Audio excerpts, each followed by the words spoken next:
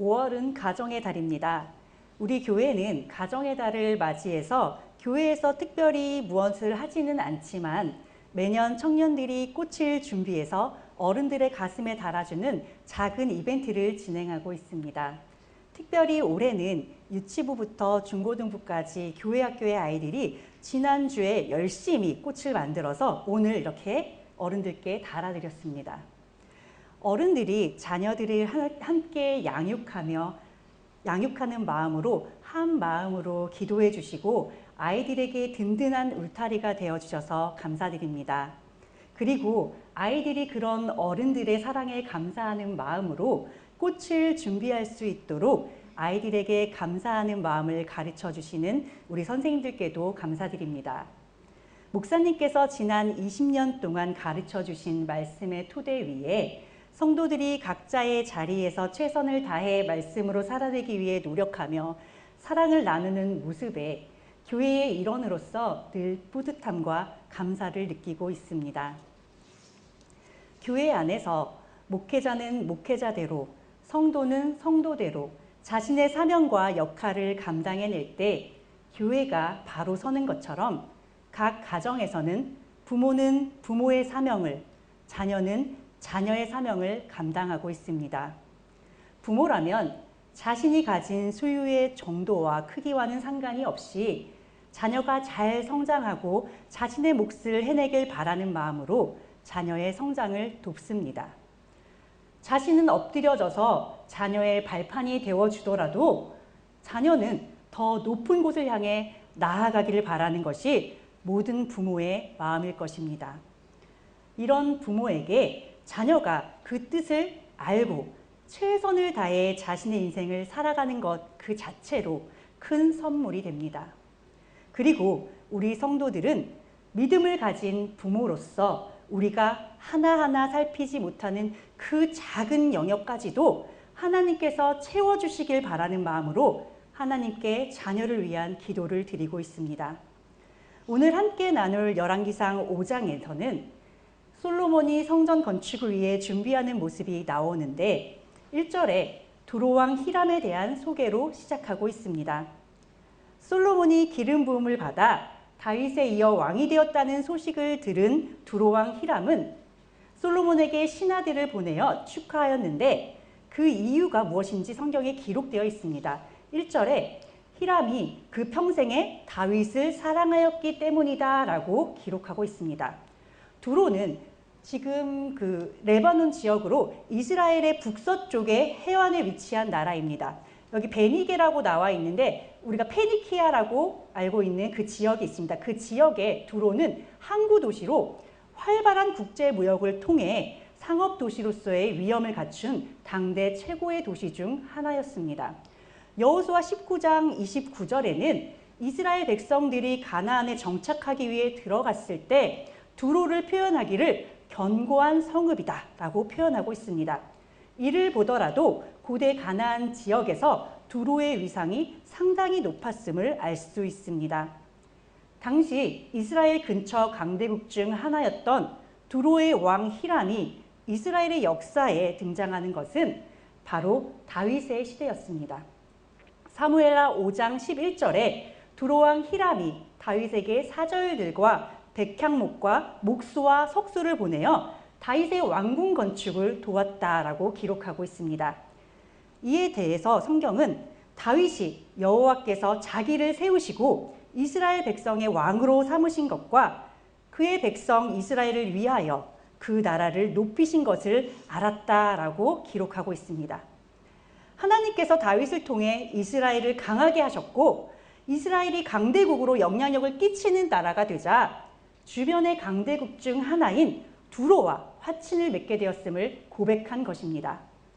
두로왕 히람은 솔로몬이 왕위를 계승한 이후에도 다윗의 시대에 유지했던 그 우호적인 관계를 지속하기 위해 솔로몬에게 사절단을 보냈습니다. 당시 강대국으로 성장한 이스라엘과 우호적인 관계를 맺기를 원하는 것은 당연한 정치적인 행보라고 생각하실 수 있습니다. 그러나 그가 다윗을 사랑했다라고 성경이 기록한 것과 본문의 7절에 솔로몬의 제안을 듣고 크게 기뻐하며 하나님을 찬양했던 히람의 모습으로 보아 그가 이스라엘과 단순히 정치적인 동맹관계만을 유지하길 원했던 것은 아니라는 것을 추측해 볼 수 있습니다. 이는 마치 이스라엘 백성들이 가나안을 정복하던 그 시기에 다른 나라들은 힘을 합쳐 전쟁을 준비하고 있을 때에 여호수아를 속여 이스라엘과 화친을 맺었던 기브온 족속들과 같이 히람은 비록 이방인이었지만 하나님께서 세우시는 그 민족을 알아보고 그들과 화친하기를 원하는 영적인 시각을 가지고 있었던 것으로 보입니다. 또한 히람이 솔로몬에게 신하들을 보낸 모습을 보면 다윗 시절에도 이런 유사한 사건들이 있었다는 것을 기억할 수 있습니다. 다윗은 사라 생전에 자신과 친분이 있었던 암몬 왕 나하스와의 관계를 기억하고 그 아들 하눈이 왕위에 올랐을 때 그에게 신하들을 보내어 축하해 주었습니다. 그런데 이때 하눈은 다윗이 베푼 호의를 무시하며 다윗이 보낸 그 신하들을 잡아서 수치를 주어 돌려보내게 됩니다. 그로 인해서 두 나라 사이에는 전쟁이 발생했습니다. 이런 역사를 보더라도 아버지와 친분을 맺었던 그런 이방 나라의 왕과 친분을 유지하는 것이 꼭 당연한 일만은 아니라는 것입니다. 그리고 진심을 받아들이지 못한 어리석은 왕의 이런 자격지심과 선택은 나라와 백성을 궁지로 몰아넣을 수도 있습니다. 그러나 솔로몬은 다시 히람에게 사람을 보내어 해답하기를 성전 건축을 위해 필요한 것들을 서로 거래하자라는 제안을 합니다. 본문 3절에서 6절까지는 솔로몬의 메시지가 나오는데 세 가지의 중요한 내용이 나옵니다. 성전을 건축하는 목적과 왜 다윗이 아닌 솔로몬 자신이 성전을 건축해야 하는지에 대한 이유, 그리고 마지막으로 성전 건축을 위해 히람의 도움이 필요한 부분에 대해서 요청하는 내용입니다. 무엇보다 먼저 성전을 건축하는 목적에 대해 솔로몬은 성전 건축이 자신의 개인적인 이익이라든지 목적을 달성하기 위한 것이 아니라는 것을 명확하게 밝히고 있습니다. 구체적으로 5절에 성전을 건축하는 목적을 하나님의 이름을 위해서, 즉 하나님께 영광을 돌리기 위해서이라고 밝히고 있습니다. 이와 관련하여 역대하 2장 4절에서 6절에 조금 더 자세하게 그 목적에 대해 기록하고 있는데 성전을 건축하는 목적이 이스라엘이 영원히 지켜야 할 규례인 하나님께 제사를 드리기 위해서라고 말합니다. 건물을 지어 하나님을 그 안에 가두어 두고 마치 우상을 숭배하듯이 그렇게 하겠다는 것이 아니라 다만 우리의 본분인 예배를 드리기 위함이라는 것을 분명히 밝히고 있습니다. 하나님께 예배를 드리고 그 앞에 정해진 규례대로 행한다라는 것은 하나님과의 교제를 위해 성전을 건축하겠다는 말입니다. 우리가 하나님 앞에 예배를 드리고 하나님을 경배하는 목적과 이유도 이와 동일해야 할 것입니다. 이미 주신 구원의 은혜에 감사하기 위함이며 스스로 계시며 찬양받기에 합당하신 하나님께 경배의 찬양을 드린 것 이외에 그 어떤 다른 이유도 예배의 목적이 될 수 없습니다. 우리의 예배와 하나님 경배의 목적이 하나님과의 온전한 교제에 있기를 간절히 바랍니다. 세상의 삶의 만족과 이익을 위해 하나님의 이름을 부르고 예배를 드리는 것은 하나님을 다른 이방신들과 동일하게 여기는 죄이며 이는 우상숭배와 다를 바가 없는 것입니다. 따라서 우리는 우리의 신앙의 관점을 바로 세우고 이 우선순위가 뒤바뀌지 않도록 유의해야 할 것입니다. 두 번째는 왜 다윗이 아닌 솔로몬이 성전을 건축해야 하는지에 대한 이유입니다. 실제로 하나님은 인간이 만든 이런 건물 안에 가두어 둘 수 있는 분이 아닙니다. 그렇기 때문에 하나님은 다윗이 하나님을 위한 집을 짓겠다라고 결심하였을 때 내가 언제 나를 위하여 백향목집을 지어달라 한 적이 있느냐라고 하시며 다윗의 결심을 거절하셨습니다. 물론 하나님께서 성전을 짓겠다는 그 다윗의 결심을 거절하신 이유는 평화의 때가 아니었기 때문입니다. 다윗은 나라를 굳건하게 세워가는 그 시기의 왕이었기 때문에 그의 통치기에는 전쟁이 끊이질 않았습니다. 그는 피를 많이 흘린 왕이었고 따라서 그는 하나님의 성전을 짓기에 합당한 자가 아니었습니다. 그리고 말씀하시기를 한 아들이 너에게서 날 것인데 그는 평강의 사람이고 하나님께서 그로 모든 대적들로부터 평강하게 할 것이다 라고 하셨습니다. 그 아들의 이름이 솔로몬이며 하나님께서는 그 아들 생전에 평안과 안정을 이스라엘에게 줄 것이고 그가 바로 하나님을 위해 성전을 건축할 것이라고 말씀해 주시며 다윗과 언약을 세우셨습니다. 사무엘하 7장 13절 그는 내 이름을 위하여 집을 건축할 것이요 나는 그의 나라 왕위를 영원히 경고하게 하리라. 여기에서 한 가지 짚고 넘어가고 싶은 부분은 다윗이 전쟁으로 인해 피를 많이 흘린 이후로 성전을 건축하고자 했던 다윗의 뜻을 하나님이 거절하셨다 하더라도 전쟁 행위 자체가 하나님 앞에 죄가 되는 것은 아니라는 점입니다. 다윗은 군인으로서 이스라엘의 대적들을 칼로 죽이는 것이 그가 타락한 이방인들에게 하나님의 심판의 도구로서 그의 사명을 감당해내는 그런 일이었다라는 것입니다. 따라서 우리는 이 사건을 두고 볼 때 사명이라는 관점에서 이 문제를 봐야 합니다. 다윗은 군인으로서 이방인들을 정복하여 이스라엘을 확장시키는 그런 사명을 맡았지만 성전 건축은 그에게 맡겨진 사명이 아닙니다. 만일 피를 많이 흘린 다윗에 의해 성전이 건축된다면 성전의 참된 의미는 반감될 수밖에 없습니다. 성전은 모든 이의 죄가 용서받고 하나님의 거룩한 은혜와 평강이 임재하는 장소이기 때문입니다. 따라서 성전의 참된 의미를 바로 세우기 위해서는 다윗은 성전 건축의 적임자가 될 수 없습니다. 반면 아버지 다윗의 공로 위에 평안하고 안정된 나라를 물려받았던 솔로몬은 그 땅을 지혜롭게 통치하며 대내외적으로 평강을 끼치며 왕의 사명을 감당할 수 있었습니다.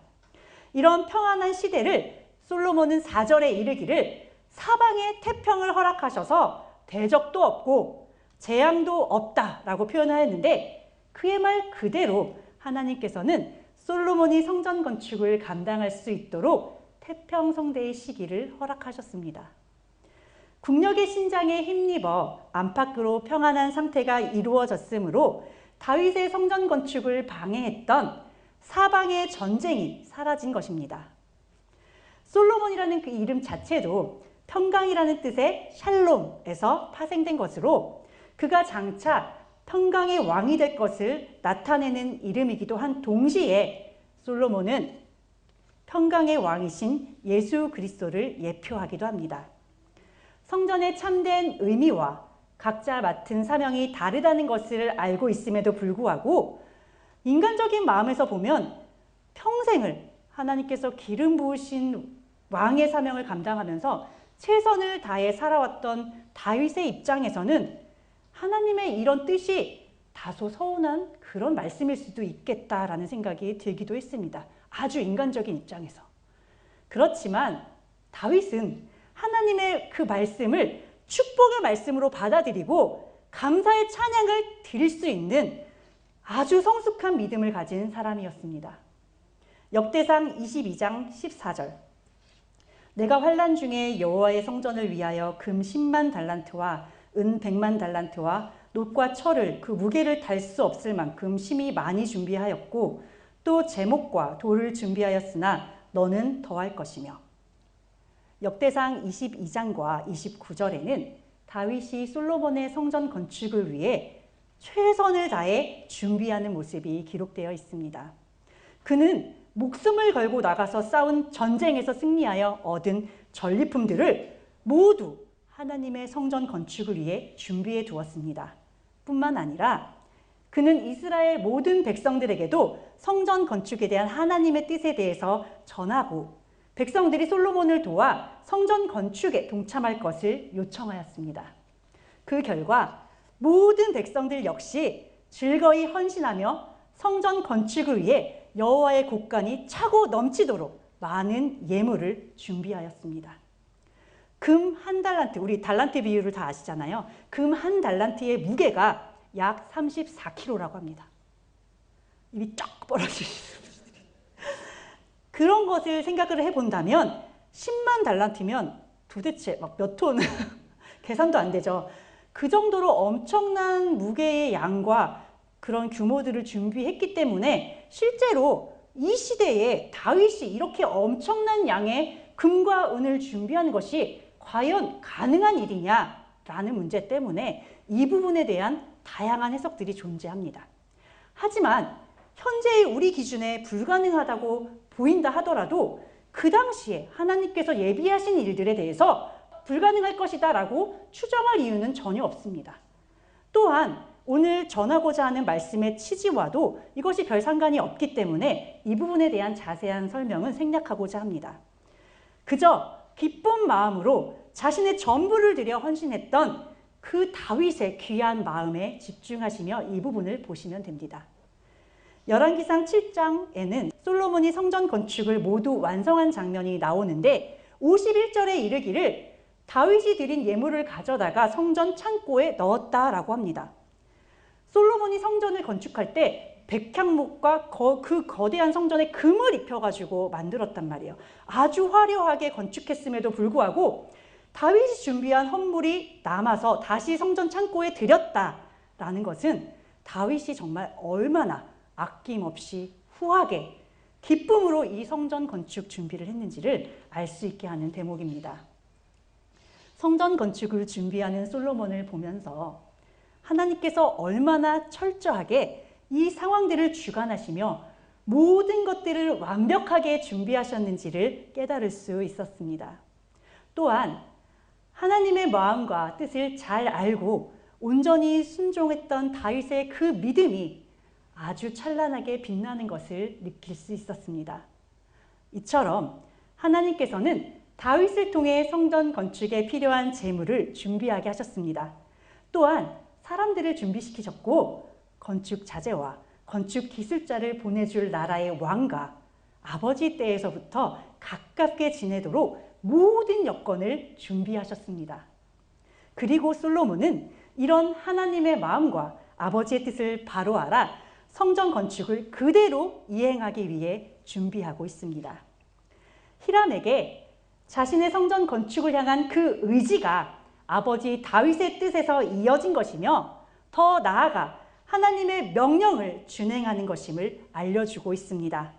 이를 통해 그와 히람 사이의 관계가 아버지 다윗의 시대와 변함이 없을 것임을 알려주는 지혜를 발휘한 것입니다. 동시에 사무엘하 7장 12절에서 13절에는 하나님께서 다윗에게 말씀하신 것들이 있는데 그것 그대로 그의 뒤를 이어 왕위를 오를 아들이 하나님의 이름을 위하여 전을 건축하리라고 하신 그 언약의 내용을 그대로 인용하여서 히람에게 전달함으로써 솔로몬 자신이 하나님과 다윗이 맺은 그 언약의 성취자임을 밝히고 있습니다. 6절에는 솔로몬이 성전을 건축하기 위해 필요한 사항들을 히람에게 구체적으로 전달하는 모습이 나옵니다. 그것은 다름 아닌 레바논의 백향목과 벌목을 잘하는 히람의 종들과 솔로몬의 종들이 함께 일하는 것입니다. 시편 104편 16절에는 백향목을 하나님께서 심으신 나무다라는 기록이 있을 정도로 백향목은 나무 중 가장 크고 좋은 나무로 여겨집니다. 그림에서 보시면 여기 앞에 혹시 사람들이 보이시나요? 여기 작게 사람들이 있어요. 이 백향목은 해발 2000m 이상의 눈 덮인 고지대에서 자라는 소나무과에 속하는 나무입니다. 약 30에서 40m가량의 높이로 곱게 뻗어 자라고 그 둘레도 10m에 이른다고 합니다. 이름에서도 나타나듯이 향기가 있기 때문에 병충해도 없고 잘 썩지 않는 그런 특징이 있다고 합니다. 그러다 보니 건축 자재로는 이만한 자재가 없어요. 그래서 건축 자재로는 최상급 자재로 궁궐이라든지 성전을 짓는 데 사용했다고 합니다. 하지만 이 나무는 1년에 고작 1cm 정도밖에 크지 않는다고 해요. 그러니까 관리하고 키우는 게 굉장히 쉽지 않은 나무다라는 것을 알 수 있습니다. 적어도 300년은 자라야 목재로 사용이 가능하며 이렇게 40m까지 자라는 큰 나무는 무려 2000년 이상 자란 나무라고 합니다. 특별히 백향목을 이룰 때 그 앞에 항상 레바논의 백향목이라고 부르거든요. 그렇게 부르는 이유는 이 나무의 주산지가 레바논 산지이기 때문입니다. 지금도 백향목은 레바논의 상징으로 레바논의 국기 한가운데 백향목이 그려져 있을 정도입니다. 이스라엘에서는 자생하지 않는 백향목을 성전 건축에 사용하기 위해 솔로몬은 두로왕 히람과 우호관계를 맺고 무역을 성사시키고자 히람에게 화답한 것입니다. 히람은 솔로몬의 말을 듣고 크게 기뻐하며 하나님을 찬양하며 기꺼이 솔로몬의 성전 건축에 동참하였습니다. 그는 나무를 베어 뗏목으로 엮어 바다에 띄워서 이스라엘 해변까지 운반하게 하고 그곳에서부터 성전을 짓는 곳까지 운반하도록 도왔으며 돌을 뜨고 다듬는 기술자를 보내 성전 건축을 위한 모든 일들을 도왔습니다. 그림에서도 보시면 이렇게 나무를 잘라서 뗏목을 엮어서 보낸 거예요. 자, 성전 건축에 필요한 제목과 기술자들을 솔로몬이 원하는 대로 보내주는 대신에 그 대가로 히람이 요구했던 것은 그의 궁정을 위한 식량이었습니다. 솔로몬이 히람에게 주었던 식량의 양은 매년 밀 2만 고루와 맑은 기름 20고루였습니다. 지난 시간에 우리가 솔로몬의 왕궁에서 하루에 소비되는 식량에 대해서 배웠었는데 고운 밀가루 30고루, 거친 밀가루 60고루, 총 90고루라고 했잖아요. 이 30고루를 1년 단위로 계산을 해보면 약 1만 고루예요. 그러니까 이렇게 비교해보면 히람이 요구한 그 식량의 양은 결코 적지 않았다라는 것을 알 수 있습니다.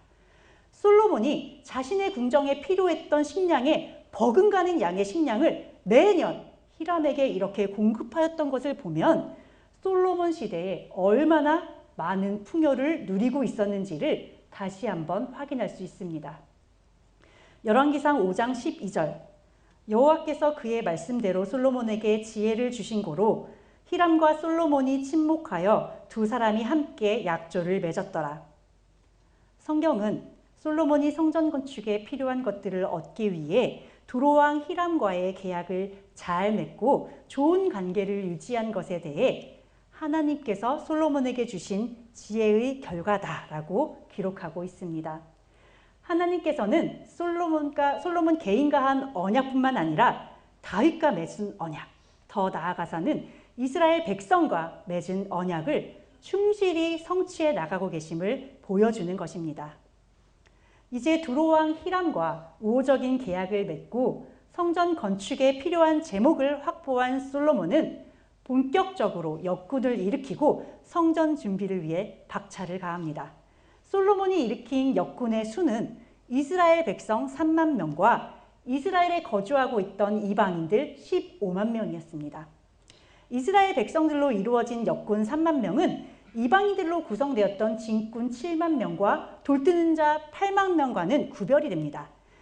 이들은 감독 아도니람의 지휘 아래 10,000명씩 한 달에 한 번씩 번갈아 레바논으로 가서 히람의 일꾼들을 도와서 벌목하는 일을 했던 것으로 보입니다.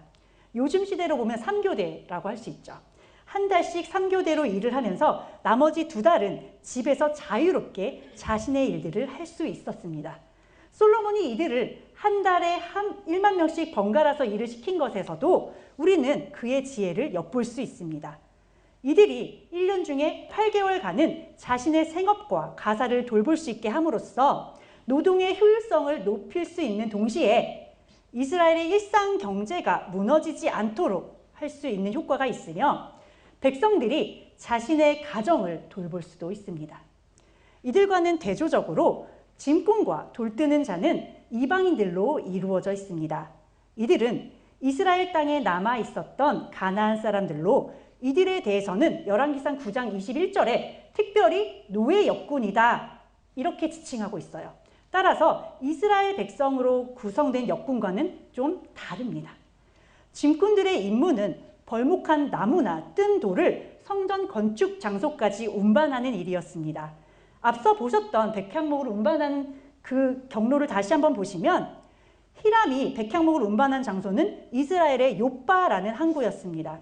이 욥바에서 예루살렘까지의 거리는 약 65km 정도로 실상 백향목을 뗏목으로 만들어서 운반했던 해상 경로가 2배 정도 더 길어요. 그렇지만 이때는 해류를 타고 내려오기 때문에 그것보다 이 육로로 백향목을 운반하는 이 경로가 훨씬 더 고단한 여정이었다라는 것을 추측해 볼 수 있습니다. 그러니까 이렇게 육체적으로 더 힘든 일에 이방인들로 구성된 노예 역군들이 동원된 것입니다. 돌 뜨는 자는 돌을 자르는 사람들로 이들은 숫자가 8만 명이나 되고 또 산에서 일을 했다라는 것을 보면 이들의 일은 정교한 기술이 요구되는 그런 석수의 개념은 아닌 것으로 알 수 있습니다. 그것보다는 단순 노동에 가까운 일을 수행했던 것으로 보입니다. 따라서 이들은 단순히 돌을 캐내는 작업을 했던 채석공이라고 할 수 있습니다. 정교하게 돌을 다듬는 그런 일은 두로에서 보낸 석수들이 감당을 한 것으로 추정하고 있습니다. 백향목을 비롯한 목재와 달리 돌은 이스라엘에서도 채석이 가능했고 목재와는 달리 돌은 운반하는 데 훨씬 더 어려웠을 거라는 거죠. 그렇기 때문에 먼 곳에서 돌을 캐오지는 않았을 것이고 예루살렘의 근방에서 돌을 캐지 않았을까 그렇게 봅니다. 그런데 놀랍게도 고고학적 발굴 결과 예루살렘 성 안반 그 깊이 200여 미터의 폭 40m 크기의 지하 동굴이 발견되었는데 이것이 솔로몬 왕이 성전을 건축할 때 석재를 떠내며 생긴 굴이라고 전해져서 솔로몬의 채석장이라고 부른다고 합니다. 솔로몬은 이들에게 명령해서 크고 귀한 돌을 떠다가 다듬어서 성전의 기초석으로 놓았습니다. 이어지는 6장과 7장의 내용을 종합해보면 이 기초석은 8규빗 또는 10규빗 정도의 크기였다고 합니다. 정방형 돌이었다고 해요. 그러니까 이거를 지금의 미터로 환산을 해보면 4m 내지는 5m짜리의 큰 돌이고 하나하나 빈틈없이 꼭 맞아 들어가도록 채석장에서 이걸 다 다듬어서 오는 거예요. 그래서 성전을 건축하는 그 성전 건축 현장에서는 이렇게 돌을 이렇게 망치질하는 이런 소리가 들리지 않았다고 합니다. 그래서 다 다듬어져서 성전 건축 장소로 이 돌이 옮겨졌다는 것을 알 수 있습니다. 이렇게 성전의 기초석을 갖추고 성전을 건축하기 위한 제목과 돌들을 갖춤으로써 성전 건축을 위한 본격적인 준비는 모두 마쳤습니다. 솔로몬과 히람이 약조를 맺은 목적인 성전 건축 준비 작업이 마무리된 것입니다.